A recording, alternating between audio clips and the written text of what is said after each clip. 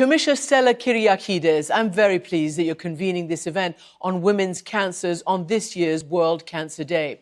First, let me say that women's cancers are historically the forgotten ones, except, of course, for breast cancer, and thank goodness for that. My own oncologist tells me that one of the reasons is that because breast cancer also appears in more upscale demographics, women who suffer have had a more powerful and often more public platform to make breast cancer into a public health issue with huge amounts of research and private funding as well. That is the good news.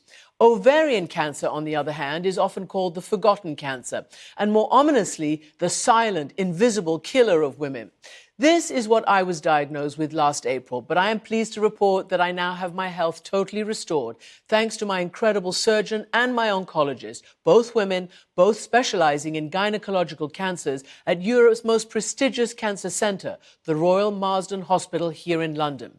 I say this because I am among the lucky ones with private insurance and speedy attention, and also by listening to my own body and insisting on investigating my abdominal pain. Sadly, and I would say scandalously, even shockingly, it is still true that too many women are often not taken as seriously as men when they present their cancer concerns to their doctors.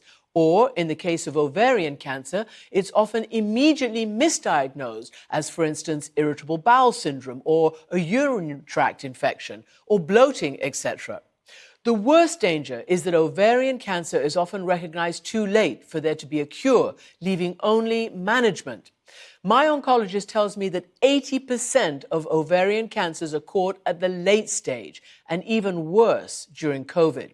Now, despite warning signs, my own aunt discovered her ovarian cancer at the age of 79, and by then it was too late, and she died some 6 years later. Ever since, I've been extremely vigilant because I had regular transvaginal ultrasounds, and I followed my plans to their conclusive diagnosis.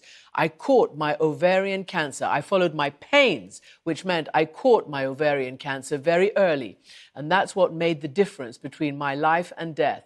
So, my message is that women need to be taken seriously first and foremost, and that early diagnosis is the key.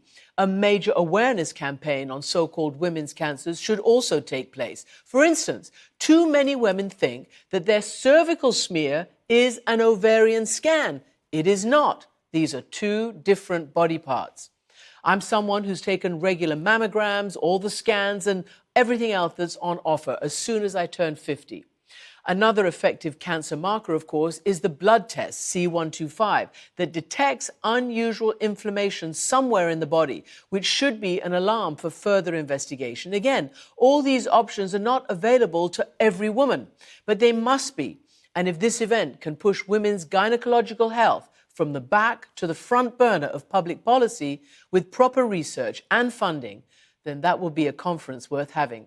Thanks for having me, and good luck with this important mission.